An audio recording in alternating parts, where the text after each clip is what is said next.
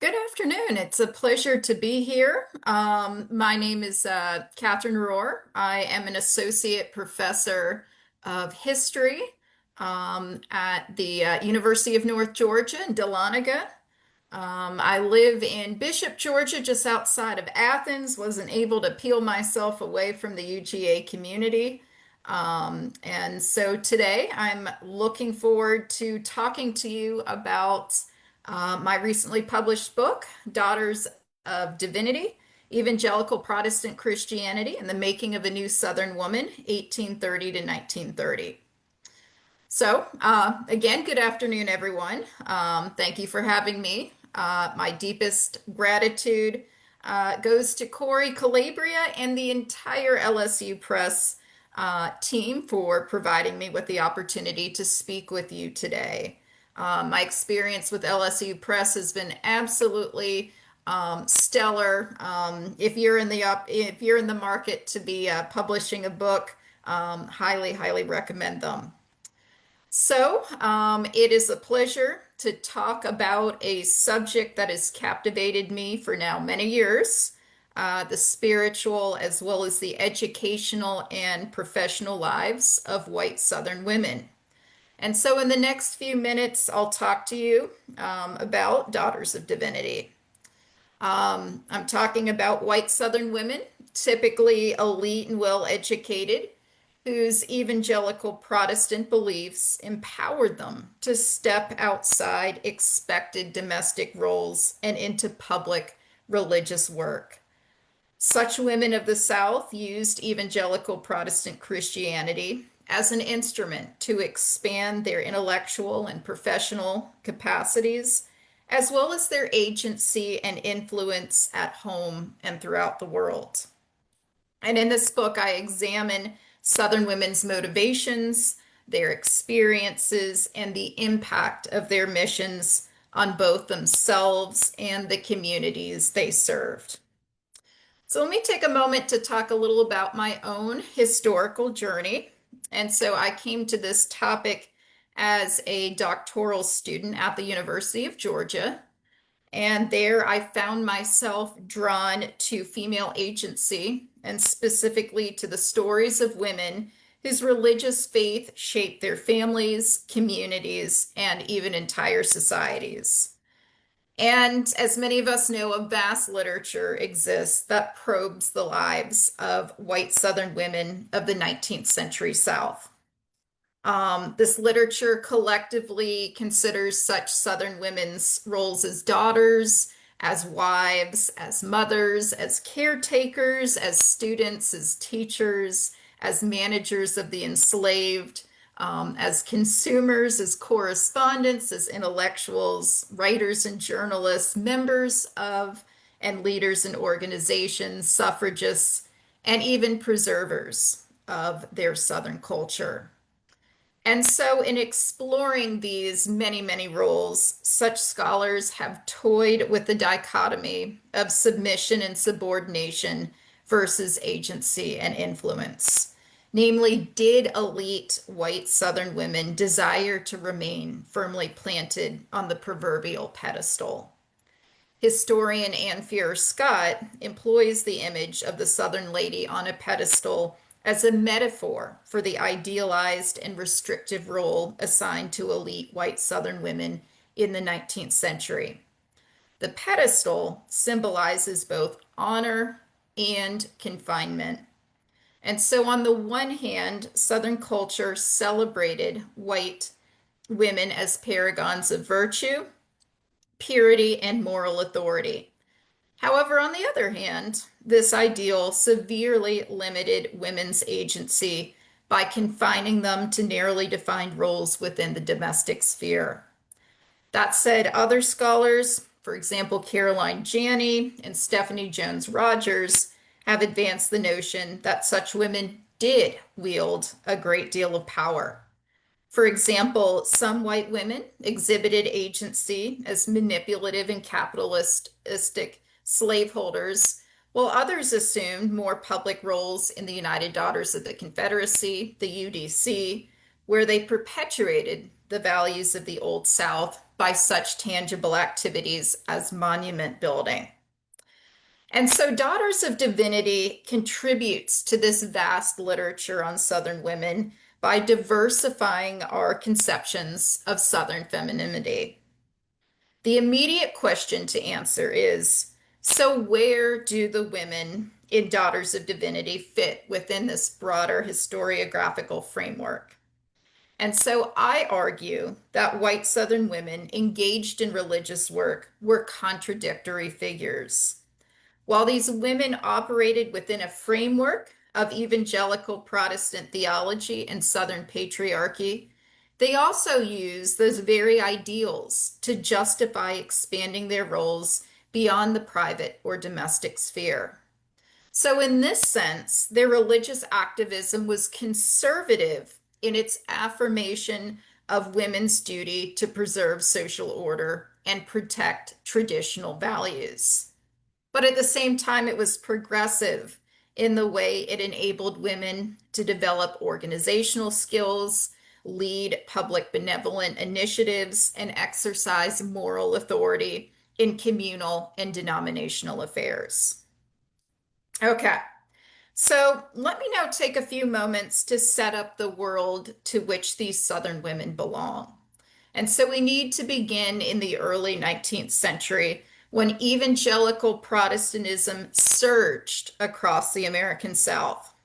So my story begins with the Second Great Awakening, and this religious movement reshaped American Protestantism by democratizing religious experience and encouraging active participation from lay people, including women and African Americans. It emphasized personal salvation, emotional religious experiences, and a direct relationship with God, accessible to all believers, regardless of social standing. And so the movement fueled the growth of denominations, including the Methodists and Baptists. It inspired a surge in missionary work and gave rise to various social reform efforts. And so let me introduce you to a concept that stems from the Second Great Awakening, specifically that of spiritual equality. And so spiritual equality is simply the belief that all souls were equal before God, regardless of gender or race or class for that matter. And so I argue that spiritual equality offered Southern women a powerful, if limited, platform for religious engagement within a deeply patriarchal society. And so while social and legal structures confined women to subordinate roles, the evangelical revivals of the 19th century actually affirmed that women could experience salvation, spiritual authority, and personal communion with the divine on equal terms with men. Southern women seized upon this doctrine of spiritual equality to justify deeper involvement in religious life, embracing roles as prayer leaders, moral reformers, and organizers of denominational and benevolent societies. They interpreted their spiritual authority as a mandate for greater public religious witness. This theological concept became a powerful catalyst in women's religious agency. And so within this religious ferment, female education emerged as a crucial arena for shaping Southern womanhood. Women's academies and colleges blended rigorous academic training with evangelical piety. And at such institutions, young women internalized their role as evangelists. Despite these educational advances, expectations, though, remain pretty clear. Southern parents wanted daughters who were pious, benevolent, and intelligent, but that said, not assertive members of public society.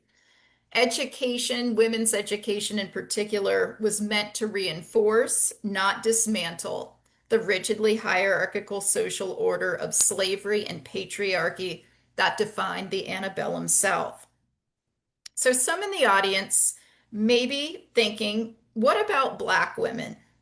While Daughters of Divinity is a book about white female religious expression and agency, I must acknowledge the vital, yet often marginalized role of Black women within the religious landscape of the South. I contend that while white evangelical culture suppressed Black women's spiritual authority, that Black women did engender their own rich religious traditions, their own leadership roles, and communal practices within independent Black churches and informal networks. And so Black women are going to be drawing upon the same evangelical emphasis on spiritual equality to claim moral and religious authority, often in defiance of both racial and gendered oppression. Okay, so I think that covers context. Now I'm going to spend a few minutes exploring some of the larger themes of Daughters of Divinity. And so there are three topics that I'd like to pursue. First, I will share with you a bit about the evangelization of the enslaved by slaveholding women.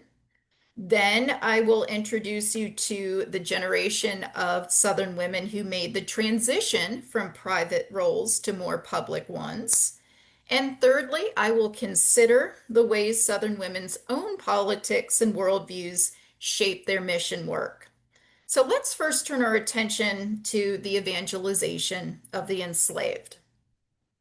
Okay, so within the ideology of Christian benevolence, plantation mistresses were expected to assume moral responsibility for the spiritual welfare of the people they held in bondage. Slaveholding women gathered enslaved people for prayers, taught them catechisms, and led Sunday schools. On one level, this work offered women religious authority and public influence that otherwise was denied them. Slaveholding women often found religious instruction a source of personal piety and a way to exercise spiritual authority within the domestic sphere, believing they were performing a righteous and civilizing task. Many evangelical slaveholding women embraced their missionary roles and executed them with conviction. For example, one such plantation mistress, Mary Bethel, recorded in her diary in 1857, quote, "I feel a determination to love and serve God as long as I live. I want to be instrumental in bringing many sinners to Christ. I want to do everything with an eye single to the glory of God. I want to be heavenly minded and have the Spirit of Christ and grow in grace and in the knowledge of my Lord and Savior Jesus Christ." End quote.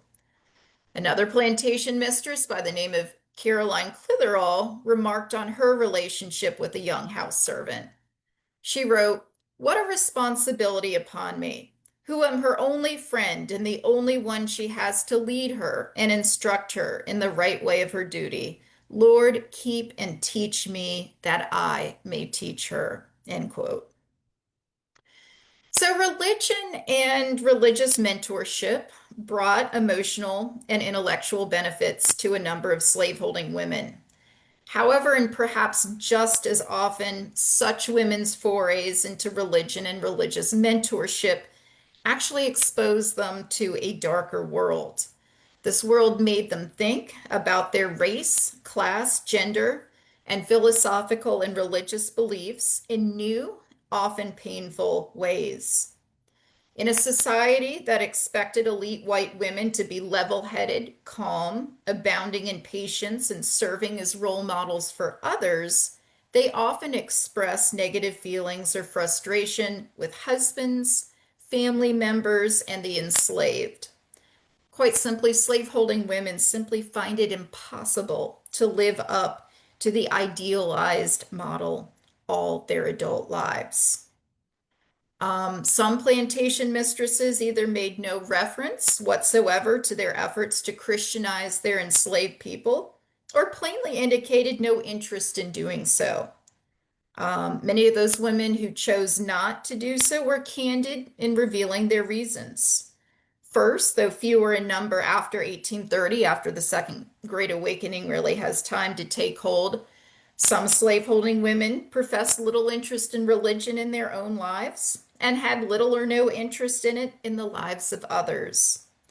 Other women feared for their own physical safety when alone with a group of black men, but for many others, the choice to withdraw from the role of religious educator created feelings of guilt and doubt as women fought a moral battle within themselves.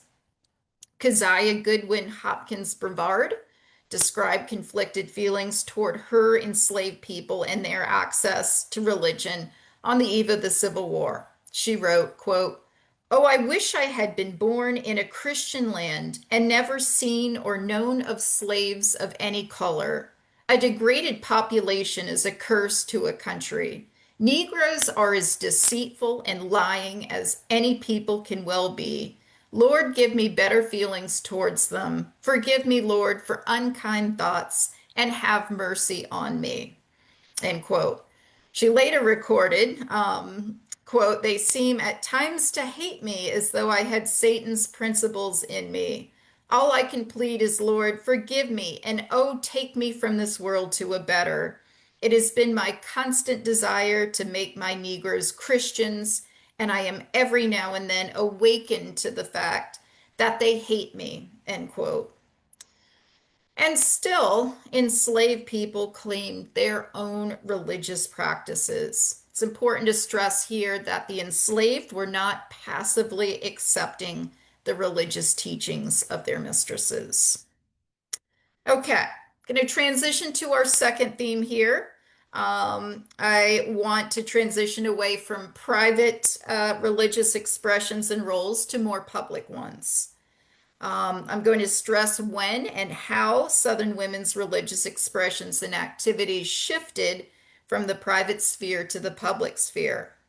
And so this transition begins during the later antebellum era, when Southern women began organizing themselves into what were called mite societies. Mite societies, that's MITE, were one of the earliest and most accessible avenues for Southern women's organized religious activity.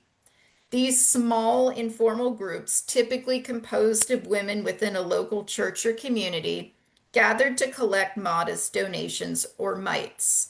By the way, a mite was a coin exchanged in Jesus's Palestine.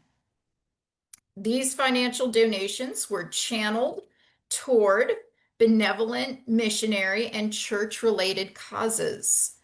While mite societies operated within the boundaries of acceptable female piety, they provided women with valuable experience.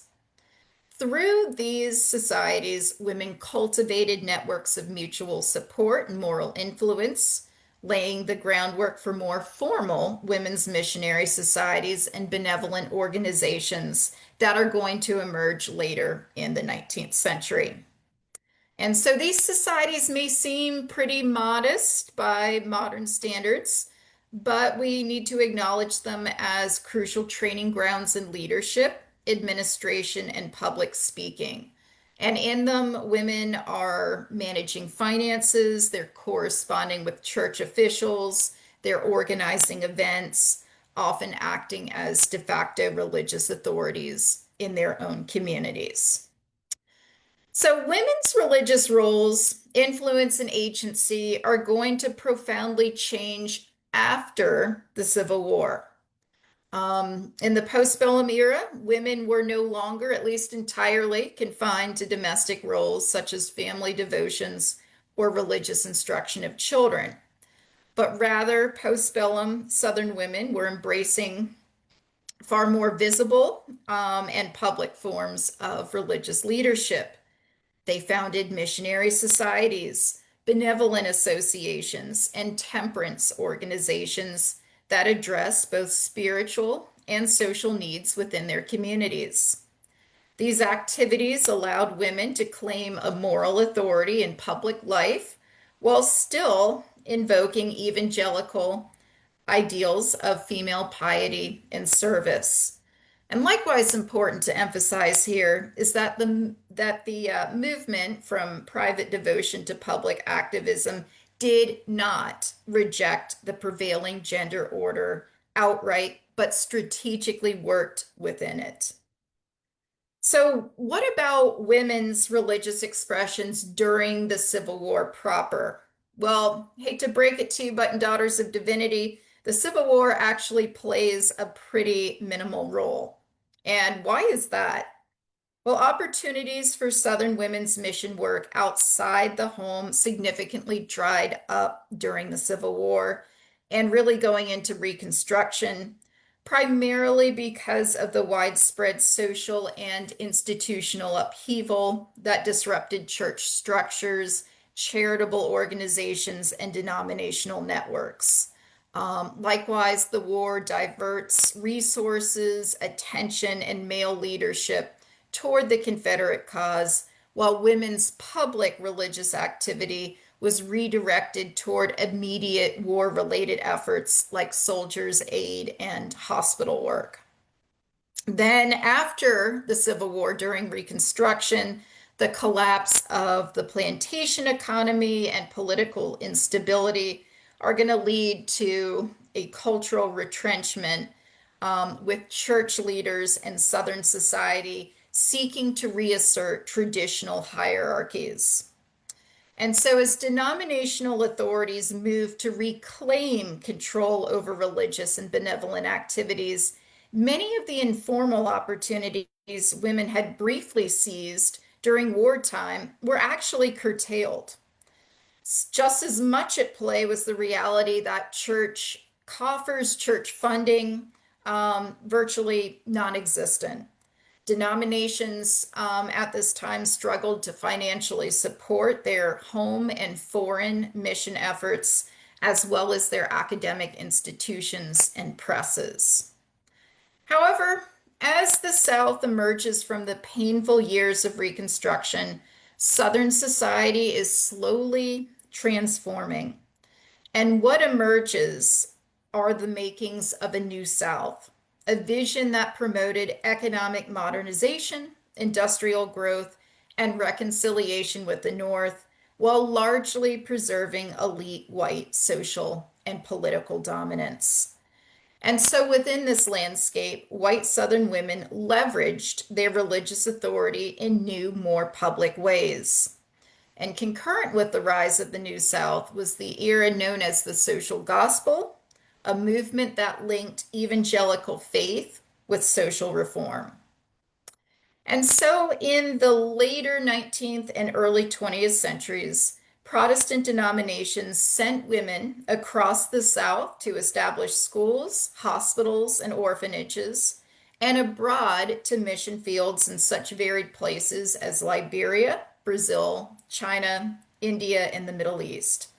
And unfortunately, I don't have time to discuss the fascinating lives of the many women I explore in detail, but let me give you just a bit of a teaser of what you can read about in Daughters of Divinity. And so, among many things, this book is going to take you on a transnational journey and will introduce you to a bevy of interesting, ambitious, highly educated, and devout women. And so on this journey, you'll meet Martha Williford Payne. She was a 30-year-old woman who left her Georgia home in 1849 as a single woman, that's key to emphasize, to pursue what turned out to be a 20-year career as a teacher and administrator. And so while laboring for God, Williford Payne found her soulmate, John Payne, an Episcopal bishop and recent widower. She married Bishop Payne in 1858, at which time she immersed herself in mission work to an even greater degree. And so Martha Payne devoted herself not only to a career in teaching, but also to recruitment, to official correspondence, to missionary training, and to fundraising. And so in this book, you will likewise meet women like Laura Askew Haygood, a Methodist missionary who challenged foot binding and polygyny, two practices that she believed kept Chinese girls and women subordinate. A supervisor of educational institutions in the Shanghai district, Haygood had the responsibility of overseeing four schools. Daughters of Divinity will also introduce you to Margaret Moore Douglas, a Presbyterian missionary who, for 30 years, took on multiple responsibilities, including administering a thriving boarding school for girls, teaching mathematics and religion classes, and organizing local women's prayer and mission societies in Recife, Brazil. And then, if you think that every missionary in my book was a saint, then be sure to read about Frances Worth. She was a Presbyterian missionary educator in the Belgian Congo, who definitely will say fell far short as a paragon of Christian service. Among other things, you can read about the time when she just completely lost her temper and had all of her pupils line up in a row, and she just started slapping them for several minutes. Yeah, not the mission worker you're trying to idealize here. But for the sake of time, let me paint missionary experiences with broader strokes. And so during the late 19th and early 20th centuries, Southern women across several denominations established and led women's missionary societies within local churches. These groups raised funds, produced and distributed religious literature, organized prayer meetings, traveled as promotional speakers, and supported both domestic and foreign missionary efforts. Women likewise served as officers, treasurers, and committee chairs, gaining valuable experience in leadership and public administration under the banner of religious service. Such women also engaged directly in mission work within their communities, particularly in efforts aimed at the poor, orphans, formerly enslaved people, and marginalized white populations.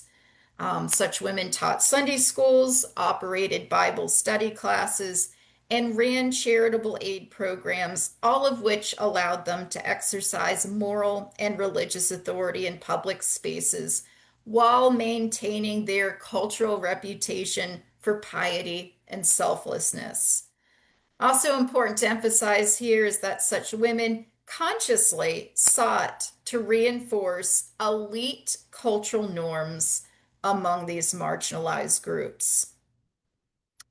Southern women engaged in mission work, honed skills, and took on roles that previously had been associated really only with men. This is key to stress. Postbellum Southern women involved in home and foreign mission work relished the autonomy and professional fulfillment it gave them. In those roles, they operated as successful accountants, publicists, journalists, administrators, social workers, and they demonstrated expertise in such fields, as fledgling as they may have been back then, as public health and education. They developed abilities in fundraising, financial management, event planning, and public speaking. They learned how to draft official reports, manage correspondence, author promotional literature, and coordinate multi-church or even statewide initiatives, all under the protective jurisdiction of religious service. Women likewise cultivated skills in education, teaching Sunday schools, Bible classes, and literacy programs, often in settings where they served as both instructors and moral authorities. Mission work also required such women to navigate complex social relationships, negotiate with male church leaders, and manage volunteers.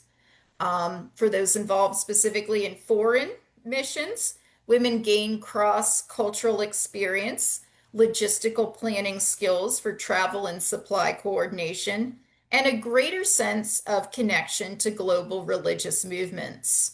In some regards, we can view Southern female mission workers as the religious, albeit quite small scale, predecessors to the modern welfare state that played a role in uplifting, even modernizing American society.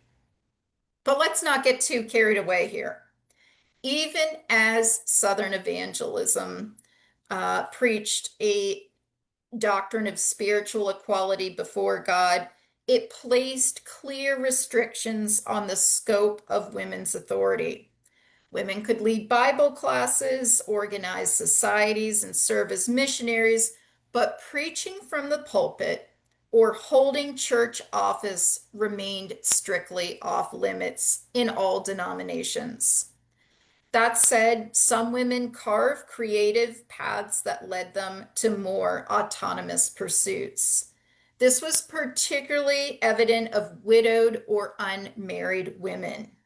Because these women lacked a direct male authority figure, they were sometimes able to assume greater public religious roles. And in my book, Daughters of Divinity, I definitely maintain that a disproportionate number of long-term faith-based Southern career women remained single or were widowed earlier in life.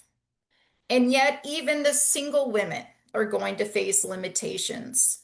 Within the Southern Baptist Convention and the Methodist Episcopal Church South, for example, debates are going to rage over the propriety of female leadership.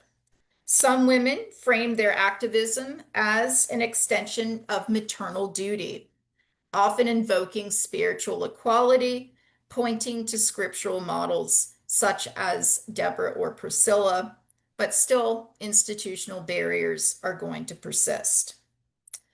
So let's now move to our last theme, wrapping things up here. Let's take a moment to consider the worldview and political values of Southern women engaged in faith-based work. And so such women, probably not surprisingly, are going to hold moderate to conservative political views. Most are going to accept women's place in the public sphere, especially women's right to be publicly vocal on issues that were natural extensions of women's domestic responsibilities. So, in this regard, Southern women are pushing for more malleable conceptions of Southern femininity.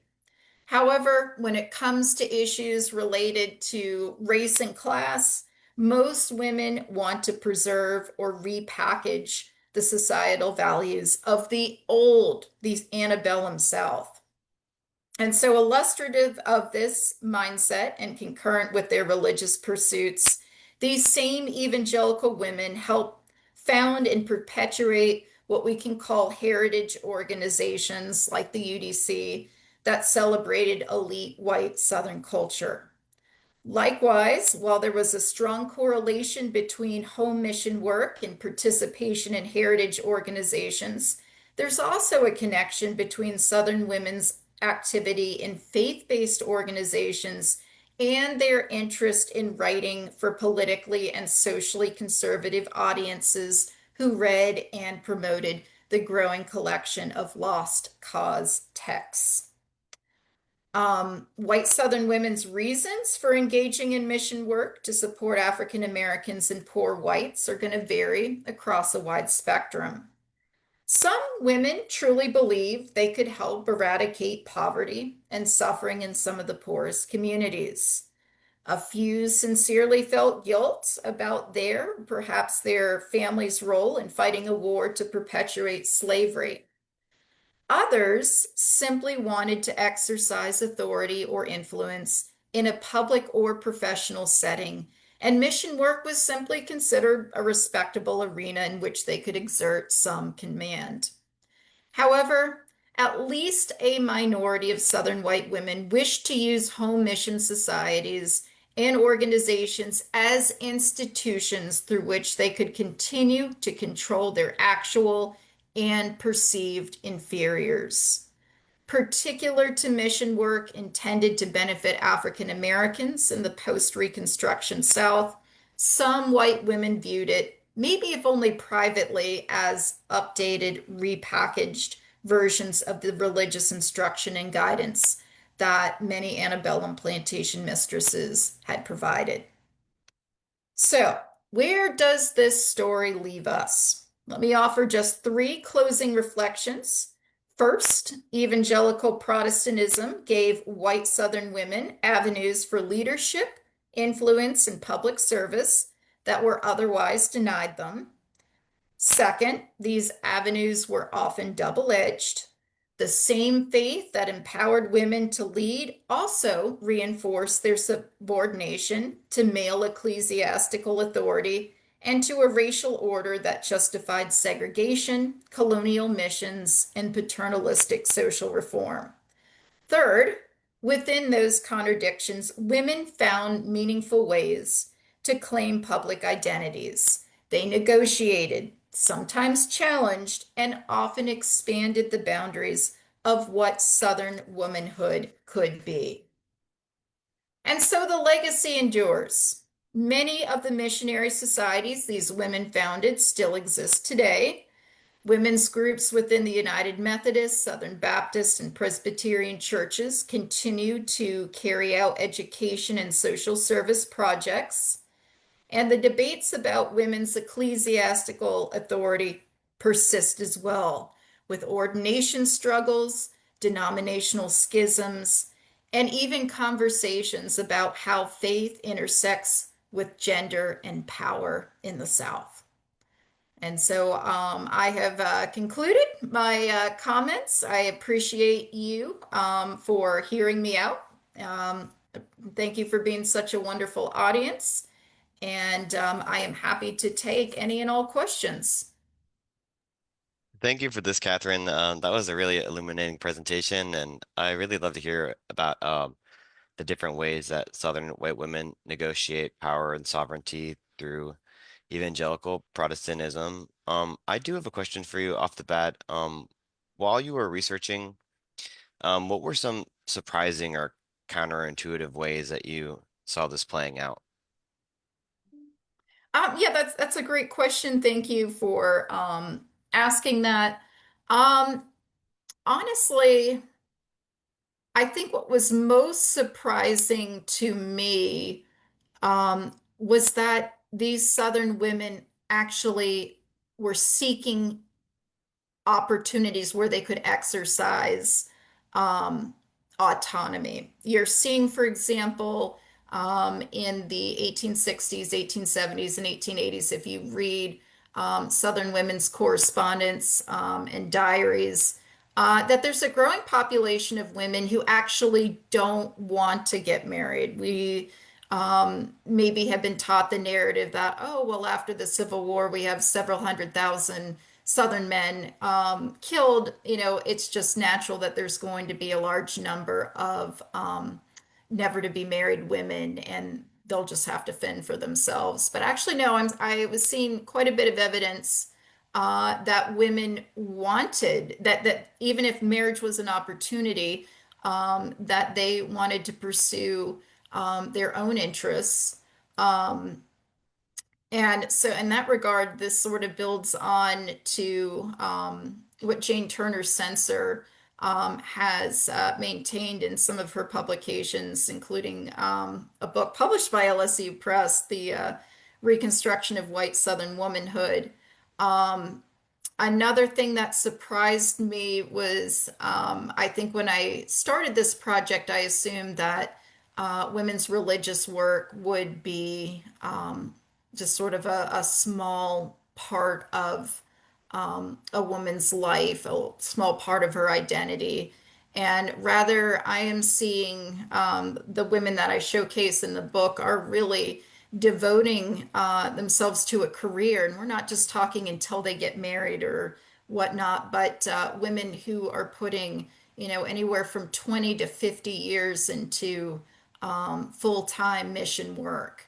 Now, you're not going to make a lot of money engaging in this type of work, and that to a large degree explains why it's going to be middle, but especially elite white Southern women engaged who can, access family money. But yeah, I think that was another surprising uh, find for me that these women really saw it as sort of a fundamental part of their identity. Yeah, it's interesting because those things when you talk about them, they make sense, but off the bat, they seem almost a little contradictory. Like in the kind of associations maybe we have with like a religious influence as like kind of promoting a certain like a traditional family or and in fact like you're seeing maybe something, women negotiating this in these different ways. So that's really interesting Exactly. to me It too. says that they are actually fairly progressive when it comes to conceptions of gender, that they see Southern womanhood, or I should say Southern femininity, as malleable. Um, but on the other, as I emphasized in the talk, they're progressive on issues of gender, but when it comes to issues of race and class, they're wanting to reinforce that traditional hierarchy that has defined the South really since the beginning. Kind of on that And I note, guess I would just add one thing that I didn't really have a lot of time to talk about in much depth in the talk was how so many of these women had attended religiously founded academies and colleges. Um, they and a lot of these institutions are going to be quite small, maybe only a few dozen. So, don't get carried away when I use the term college, but they nonetheless are being exposed to, surprising to me, pretty rigorous academic coursework. We have this erroneous assumption that Southern women who went to academies or colleges that they were glorified finishing schools because they weren't being prepared for a particular profession. But I was surprised at the depth and breadth of the coursework that they were exposed to. I think this really ignited a passion, not just for religious studies, but for, thinking about a professional or academic identity. And I think it was really their experiences in these fledgling academies and colleges that really set them on a path to want to engage in mission work. I'm interested in something that you just touched on. Um, you spoke a little bit in your presentation about um, women's work in domestic and foreign missions, and so I'm interested if you could speak a little bit about like the sphere of Southern women, less and how the sort of how do I put this? Um, the Southern like plantation dynamics maybe played out in this space of a mission where they're not in the South or in the home. Does that make sense? So you're saying, are they going to be treating those people that they work with I guess out the mission field similarly to how they did on the plantation? I guess I'm interested if you could speak a little bit about how the dynamics were different for Southern women, either in foreign missions or how women maybe negotiated the domestic space whenever they were no longer in the South. That makes sense. Um, so I'm sorry, it cut up a little bit a Oh second no, ago. it's good. I was just hoping maybe you could speak a little bit more about like foreign missions Yeah, that yeah. Southern. So I think those women who decide to pursue foreign mission work um, are even more exceptional. A topic in the book that I did not have time to pursue in the talk was that of mission training colleges. Some of the denominations literally had schools that were typically attached to seminaries where women could take coursework in theology, but also more practical things like learning about public health, public administration, preparing them for these careers as foreign missionaries. And so on the one hand, I think they're being exposed to some pretty rigorous coursework and training, but they are doing so in ways that don't challenge their femininity. They're not trying to be men. They very much want to be seen as ladies. When they're promoting mission work, they reinforce the importance of always being the lady, acting like the lady, looking like the lady, reinforcing. And I think this is sort of getting to what you were alluding to by their domesticity. They are. The people they're working with, especially in domestic missions, working with poor whites in Appalachia, for example, or African Americans in places like Richmond or Atlanta or Birmingham, they're trying to reinforce this idea of women as ladies. They're trying to, in this regard, they sound a lot like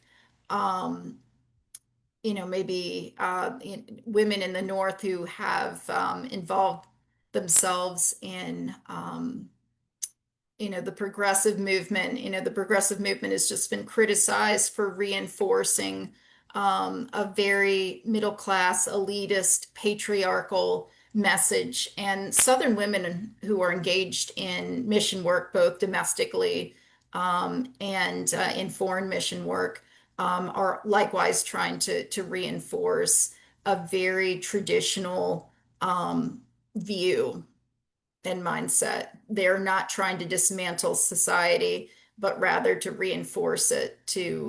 um, reinforce it in ways that are indicative of the Old South. Yeah, thank you for that. I'm interested, are there any insights that you'd like to talk about from your research that you think are relevant for women and gender studies today? Yeah, I guess things that I would sort of cleave to is especially in the epilogue of the book entitled um, From Pedestal to Pulpit, looking at the continuing, um, how should I phrase this, but sort of how women are constantly contributing to this dialogue of what constitutes femininity. I think that um, we're seeing that issues over gender in the churches today, the arguments that are being voiced are actually not terribly different from what women of the 19th century are voicing. So in a lot of regards, we're seeing quite a bit of continuity in approaches and ideas and arguments. So I think that could be really relevant to maybe somebody studying religion, sort of the intersection of religious issues and gender today. That's fascinating. Thanks for that. Um, we'd like to close on this question for our authors. So could you tell me a little bit about what you're working on now? Yeah, so what I am working on now is, as you can imagine, still very much in the nascent stages, but it's tied to Daughters of Divinity. So one thing that I have talked about a little bit today is women's exposure to higher education. And so in the 19th century South, we have, um, several, at least a couple dozen legitimate Southern women's colleges being founded, starting with Wesleyan College in Macon, Georgia, in the 1830s. And so I am really going to go down that path. I want to study what is referred to as the Southern Seven Sisters. So probably a number of people in the audience are familiar with the Seven Sisters schools like Smith College, Mount Holyoke, Barnard, the female equivalents to the Ivy League institutions. Well, in the South, we have the Southern Seven Sisters schools, far, far, far less known. But schools like Wesleyan College, Agnes Scott, Hollins, Converse, Sweetbriar, um, these are schools that really educated a preponderance of Southern women in the 19th century. the women that I discuss in Daughters of Divinity, a lot of them have come out of these schools. And so I want to see how these schools are engendering, no pun intended, sort of notions or conceptions of Southern femininity. So, how do women sort of make sense of, make meaning of their femininity at these schools? So it's kind of, it will be sort of a part gender, part higher education, history of higher education project. Well, that's all we have for today. I want to thank everyone for tuning in, and thank you for joining us this afternoon, Catherine. This is just a reminder that you can get 40% off Catherine's book and many others using the link in the chat. Catherine, do you have any closing words before we sign off? Just really appreciate you taking the time to listen to my talk. I think this topic is just fascinating because it intersects with so many different themes in Southern history, religion, education, gender, all in a sort of transnational sort of lens. So there's a lot going on in Daughters of Divinity, and I am happy to continue this conversation with anybody in the future. I'm very sorry, my internet was fluctuating a bit in the last few minutes, so um, apologies there. Hopefully, it didn't mess up on your end, but thank you so much again for inviting me and providing me with this opportunity.